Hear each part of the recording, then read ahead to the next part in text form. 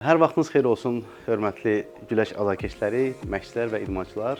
Bildiyimiz kimi fevral ayının 3-dən 13-ədək Gəncə şəhərində U20 və U17 yaş qrupları arasında Azərbaycan çempionatı keçirilmişdir və biz istərdik ki, öz adət-ənənəmizə sadiq olaraq bu verilişdə də bu ölkə çempionatında maraqlı və prinsipal mübahisəli görüşlərin təhlilini aparaq və bu mövzuda eyni zamanda maariflənək.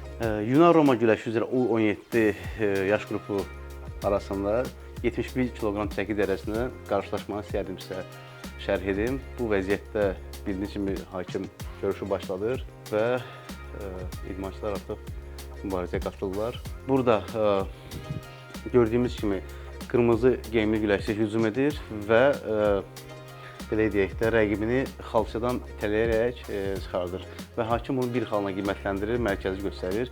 Burada nə baş verir? Bildiyimiz kimi xalça üzərində hər zaman 3 hakim idarə edir. Xalça rəhbəri, mərkəzi hakim və yan hakim. Bəli, bunları xalça rəhbəri konsultasiya dəvət edir hakimləri ki, mənə görə burada xal doğru deyildi və onun izahını verməyə çalışır və biz də bunu izləyirik. Baxın, burada konsultasiya gedir. Yəni, məsələ ondan ibarətdir ki, rəqib, qırmızı geyimli güləşçi öz rəqibini itələyərək xalçadan kənarlaşdırır. Bu da belə deyək, güləşdə qəbul olunmayan bir vəziyyətdir. Çünki əgər güləşə bunu xalçadan kənarlaşdırarsa, bəli, bu bir xalla qiymətləndirilir. Amma görünən o idi ki, xalça rəhbərinin gördüyü o idi ki, burada rəqib qırmızı geyimli güləşçi öz rəqibini xalçadan kənarlaşdıraraq doğru xal almamışdır və o xalı, belə deyək, ləğv edir. Baxın, burada vəziyyət necədir? Rəqib artıq bu güləş üslubu deyil də, təbii ki. Burada qırmızı geyimli güləşçi rəqibini açıq-aşkar itələyir. Baxın, əllər açıqdır. Bu vəziyyətdə rəqibi itələyir və buradan artıq belə deyək ki, kənarlaşdırır xalçadan. Yəni qırmızı zonadan avuta kənarlaşdırır və buradan xal almağa çalışır. Gördüyümüz kimi məşqçilər də heç buna etiraz eləmir həmin vəziyyətə. Çünki məşqçilər də bəzən görür ki, bu xal doğru xal deyildi. Görüş davam edir. Heç bir məşqçinin etirazı yoxdur. Daha doğrusu qırmızı geyimli güləşçi məşqçi etiraz etməlidir əslində normalda, amma etiraz eləmir.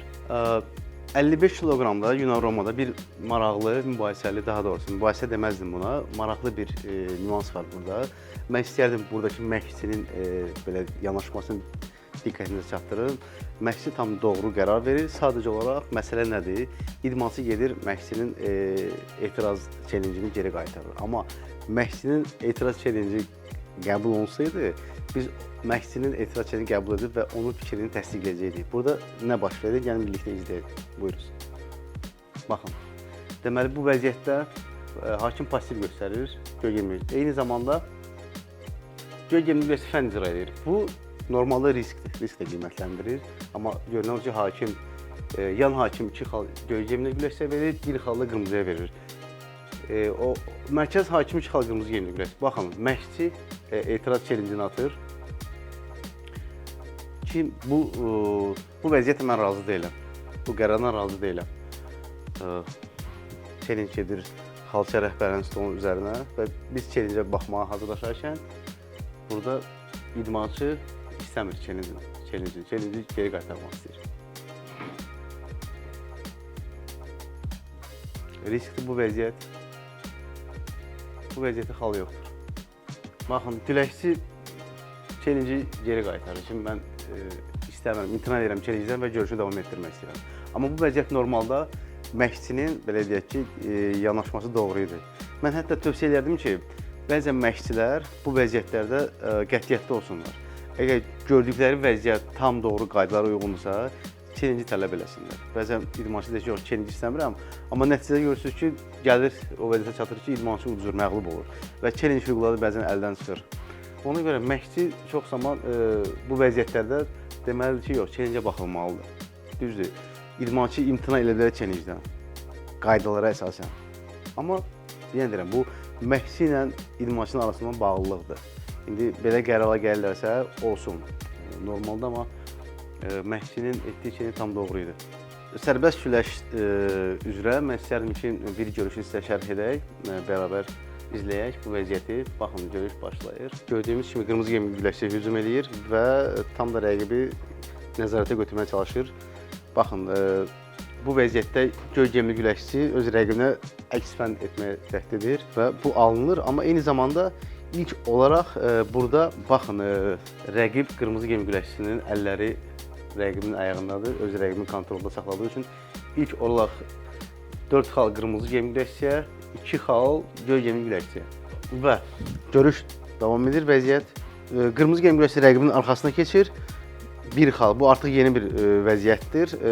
4 xal qırmızıya, 2 xal göyə, yenidən 1 xal qırmızıya və görüş vəziyyət davam edir. Yerdə fırladaraq yenidən 2 xal qazanır rəqib. Bəli, məşqçi challenge atır, qırmızı gemli güləşçinin məşqçi challenge atır. Challenge-ə baxaraq xallar doğru düzgün təhlil olaraq qiymətləndirilir.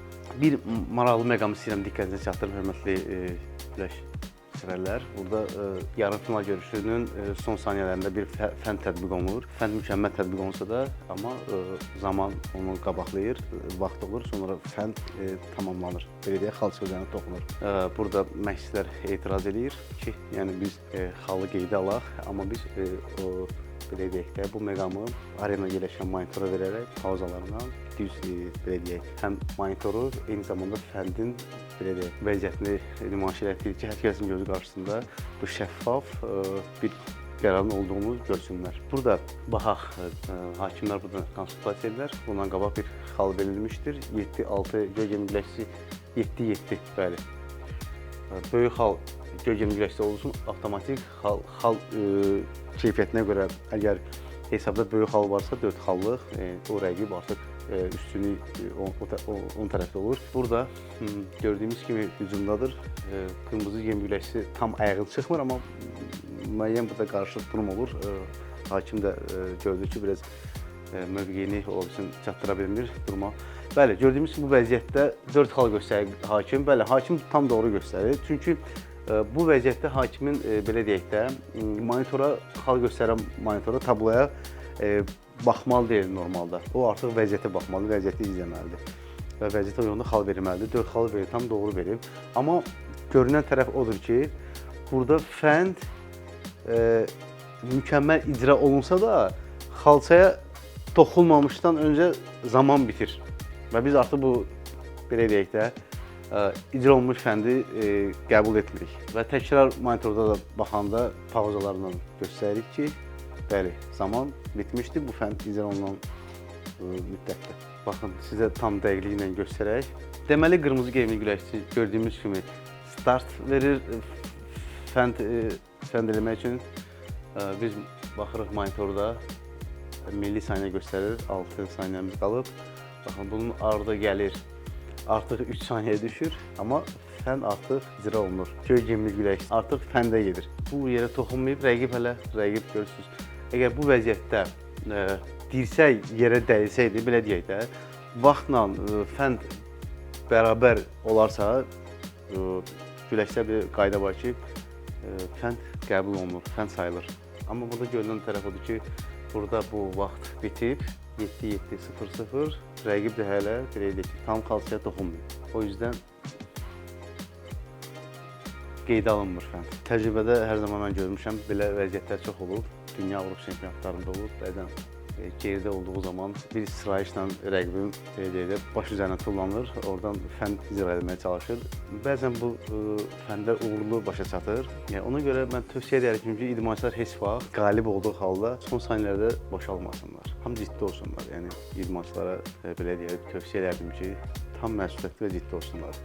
Hakim fiti verib bitirənə qədər özlərini müdafiə xarakterli güləş belə deyək, tərzində dursunlar. Müdafiə eləmək bəzən hakimlər tərəfindən pasiv kimi qiymətləndirilir və hansısa bir deyək ki, xəbərdarlıq verilmək istəyir. Amma normalda güləşçinin öz hüququdur müdafiə eləmək. Yəni bu insan xal alıbsa ilk hissədə, növbəti hissədə də aktivində xal yenə alıbsa da, bu artıq müdafiə xarakterli güləşə bilər. Bəzən görürsünüz hakimlər olur ki, səsləyirlər ki, passivsən, güləş. Məncə bu qaydalara uyğun deyil, doğru deyil. Məqsəd də bəzən səsləyir ki, bu passivdir. Bu insan necə passiv ola bilər ki, güləşsə? Bunun aktivində belə deyək, 5 xal var və yaxud da ki, 4-1-dir, 6-2-dir. Deməli, bu güləşir ki, bunun üstünlüyü var ki, bu qalibdir. Bu vəziyyətdə heç vaxt güləşçi passiv ola bilməz. Biz fikir verməliyik neqativ birləşənlərə. Neqativ birləşmək nədir? Barmaqlardır, triqodan tutmaqdır, məsəl üçün kəllə vurmaqdır, dirsəkdir. Biz bunlara qarşı hakimlər həmişə belə deyək ki, həssas olmalıdır.